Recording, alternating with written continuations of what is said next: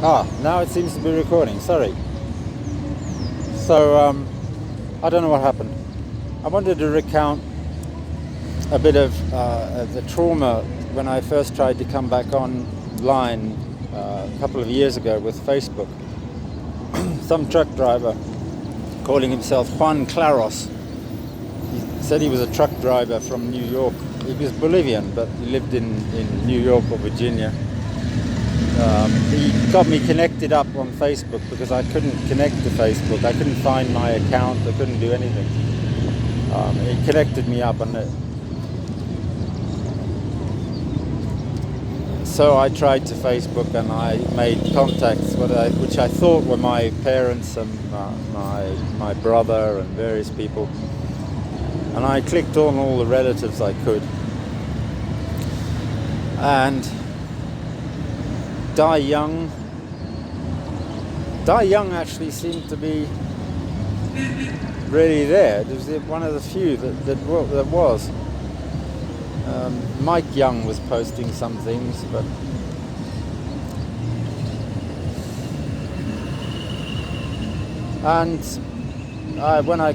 when I wrote to my father, it was very weird, but so I've explained it all and I lost it. So it was a kind of, there was stuff going on here. They were doing theatre here. They were feeding me huge amounts of bread one day, and then it was really well organised. And they were also putting drugs in food. There was a woman and her two daughters used to bring me food, and I trusted them, and I didn't trust the nice person who was also trying to bring me food.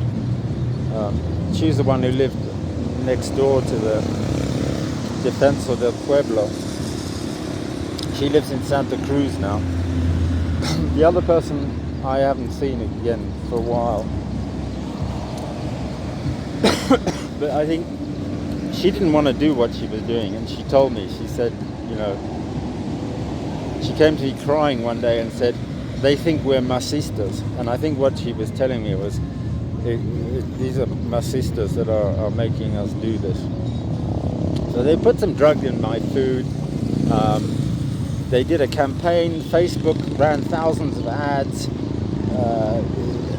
They even ran news stories later saying that Facebook had run thousands of ads.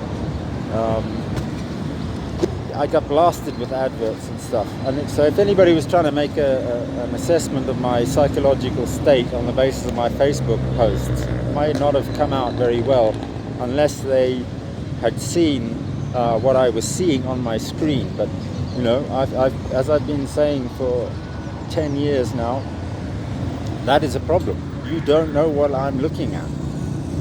Even if I describe it, you can cut that bit of the video out. You don't know. So this shit was coming up on Facebook. Thousands of crazy adverts. Kim Jong-il and supermarkets. And there were big groups of people walking around. Lots of Canadian students. They seemed nice. But I mean, maybe they'd been brought in on some pretext, or maybe they were actually here to help or observe or something. Yeah.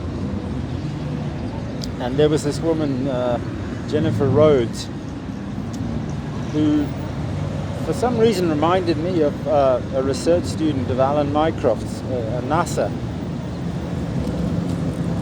who was doing some research, she said, at NASA.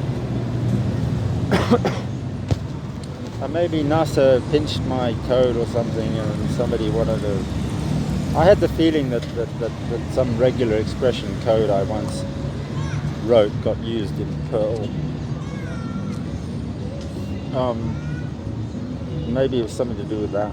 I don't know. Oh, well, this shit went on and on and on, but it was hell, and it was organized around town, so a lot of people here know it. And it was to do with destabilizing, because I'm thinking about paganism, thinking about psychic phenomena, thinking about things that are just off the usual radar. And you need to have an open mind. And when your mind is that open, and you have no one else to talk to, you have no textbooks, no access to anything, you're very vulnerable to Psy warfare. And so what I think was happening was there was a Psy warfare campaign going on me to drive me mad. It was an attempt to get me to kill myself. Fucking nearly worked. I was yay close to doing the thing with the petrol and the cigarette lighter. I haven't felt that suicidal for a long time. And maybe Drina and Laura were sucked in on it as well. And possibly there's this Catholic Church guy. The Catholic Church have been really fucking me over, I think. I haven't got any evidence, but look for it. They've got a problem. They've got a paganism problem, and they've got a paedophilia problem.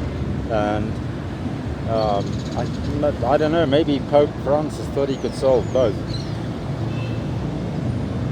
by killing me. He came here and he canonized a priest who was killed in the street. This is when I was living on the street. Friendly guy, Pope Francis.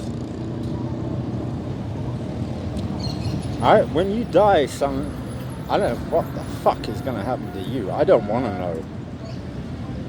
Jesus. Anyway, that's now. I can go and show you the Iglesia Universal. Fake churches all over this place, run by some guy called Pedir Maceda. He's supposed to be a multi-billionaire from Chile. Doesn't surprise me. They won't even let me shit in their church, which is just behind this tree. And I don't want to shit in the church. I want to shit in their really nice toilets that they have there. Always inviting me around. They do every few months. They do it's only happened once, as far as I know. Not long after I got here, they did a day for the poor, and they got some portable showers and invited all the poor to go and get new clothes. And I thought it was a regular thing. I turned up about 3 days later, and they gave me a brand new Lacoste t-shirt. Oh, fucking hell! Makes me puke, that place. And now there's this Catholic guy who pretends to be an expert on Aristotle. He calls himself Don Raphael. He didn't know that Raphael was Che Guevara's middle name. Fuck it. This is just pathetic. It's not working, guys. It's not working. Okay, you can't drive me mad. Not even with Drina's fucking antibiotic medicine.